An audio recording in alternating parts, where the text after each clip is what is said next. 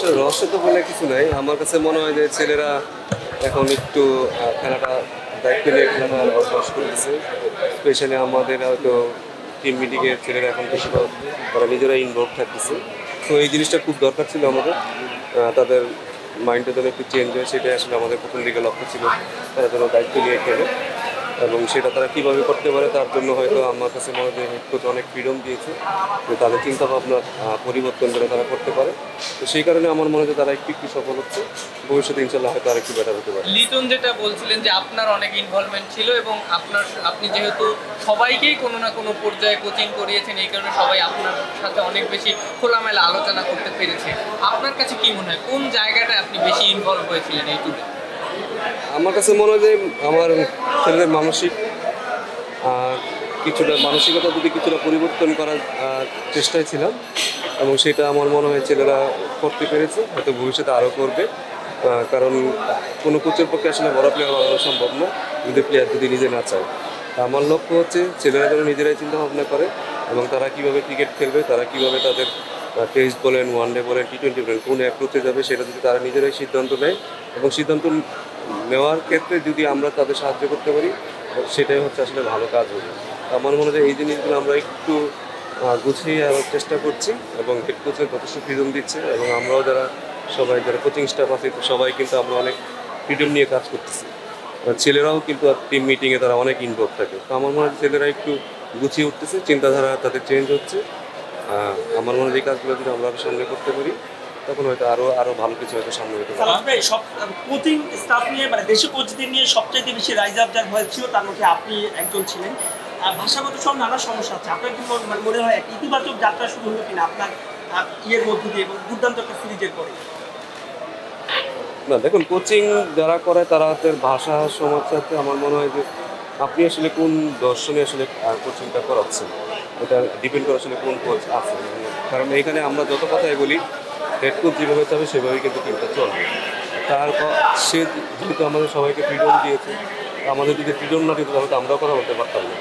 আমার মনে হয় তার এইখানে সিমন্সের সবচেয়ে বড় একটা ভূমিকা আমি মনে করি যে যারাই আমাদের কোচিং স্টাফ ছিলাম, বোলিং কোচ বলেন, ফিল্ডিং কোচ বলেন, ব্যাটিং কোচ যারাই ছিল সবাই তাদের মতামতটা ঠিকমতো প্রকাশ করতে পারছি এবং আমরা কীভাবে টিমটাকে আগায় নিতে পারবো সেটার দিকে তার লক্ষ্য ছিল এবং প্লেয়ারদেরও যথেষ্ট সেই দিকে লক্ষ্য রেখেছে। তো আমার কাছে মনে হয় যে এটা ডিপেন্ড করে আসলে আপনার যে হেড কোচ থাকে তার আসলে মতামত আর চিন্তাধারার উপরে আসলে অনেক কিছু ডিপেন্ড করে।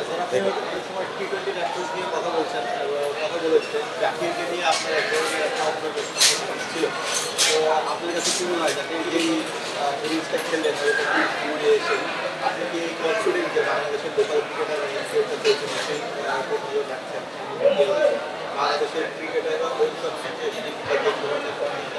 ওই ধরনের মাইন্ডসেটটা রেডি করার জন্য তারা হচ্ছে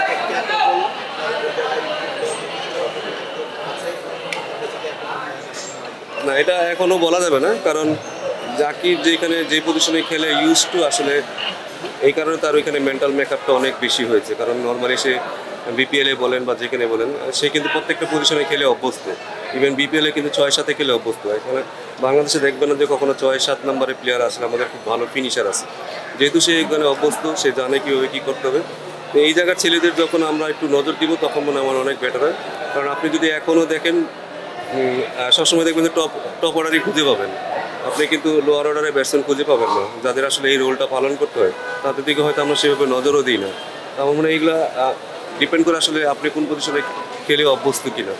আপনি যদি ধরুন ওপেনার থাকেন তখন কিন্তু আপনার 6-7 আপনি সেই রোলটা প্লে করতে পারবেন না।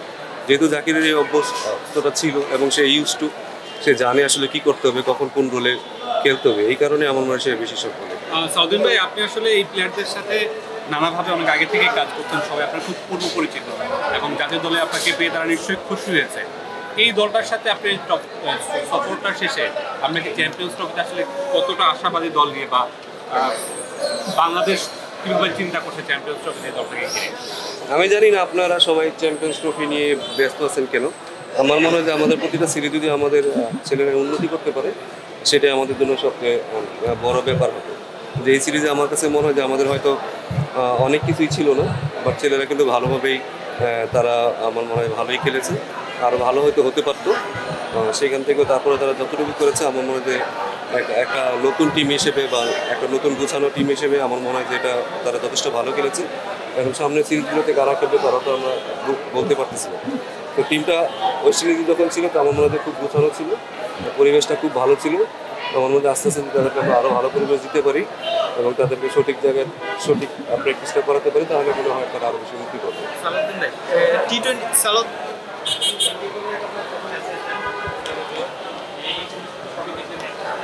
এটা তো আমার প্রথম অ্যাসাইনমেন্ট না, এখন তো আরও অনেক আচ্ছা, টি-20 সিরিজে বাংলাদেশ ভালো করেছে, credit goes to players and coaches and you also, but one day সিরিজে কি কোনোভাবে মনে হচ্ছে যে বাংলাদেশ একটু কম্বিনেশন বা নিজেদের যে কম্বিনেশনটা, দেখুন আমাদের তো অনেক জায়গায় দুর্বলতা আছে, সেটা তো এখন আমি সব যদি পাবলিকলি বললে তো ঠিক হবে না। আমাদের যে দুর্বলতা আছে সেই দুর্বলতা হয়তো আমরা কাটিয়ে ওঠার চেষ্টা করবো। আমাদের যেই জায়গাগুলো আমাদের ইমপ্রুভ করতে হবে, যদি আমরা টি-20 জিতেও থাকি তবুও তো আমাদের অনেক দুর্বলতা আছে। তো আমাদের অনেকগুলো জায়গায় আছে যেগুলো আমাদের আসলে অনেক তাড়াতাড়ি ইমপ্রুভ করতে হবে এবং খুব বেশি আমার মনে হয় না খুব বেশি সময় নেওয়া উচিত, কারণ আমরা তো ওয়েট করতে করতে অনেক দিন পার হয়ে যায়। তো আমরা এত বছর ক্রিকেট খেলার পরে আমাদের একটা আমার মনে হয় যে আমাদের একটা স্টেজে আসা উচিত যেখানে আসলে আমরা ধারাবাহিকভাবে ক্রিকেট খেলবো। সেটার জন্য হয়তো আমাদের যেই জায়গাগুলো আসলে দেখা দরকার সেই জায়গাগুলো আমাদের নজর দেওয়াটা তাড়াতাড়ি। ওয়ান ডে সিরিজের পর টি-20 সিরিজে একটা দুর্দান্ত ইউটার্ন, সেই জায়গায় আপনাদের মোটিভেশন বা টেকনিক্যালি কোনো বিশেষ কিছু ছিল না? দেখুন আমাদের মোটিভেশনটা আমাদের যেটা আসলে টেস্ট থেকে সেটা হয়েছে। টেস্ট থেকে আমাদের আসলে চিন্তা ভাবনা ছিল আসলে আমরা কি সার্ভাইভ করবো নাকি আমরা আরও বেশি আক্রমণাত্মক হবো। কারণ নর্মালি আমাদের যেই সমস্যাটা আমরা সবসময় আমাদের নিজেদেরকে নিয়ে চিন্তা করি যে আমি কেমন খেলতেছি, আমি কীরকম খেলতেছি, আমি আজকে এইভাবে আউট হইলাম, এটা নিয়ে হয়তো আমাদের ছেলেরা বেশি চিন্তা করতো।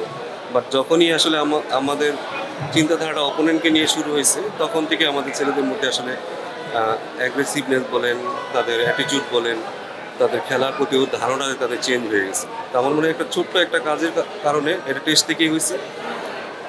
এরপর থেকে আমাদের মনে হয় যে পুরো টুর্নামেন্টে আমাদের ছেলেরা ভালো খেলা শুরু করছে। তো আমার কাছে মনে হয় যে মানসিক দিকটা একটু ভালো করে খেয়াল করতে পারলে হয়তো ছেলেরা আরও ভালো খেলতে পারছে।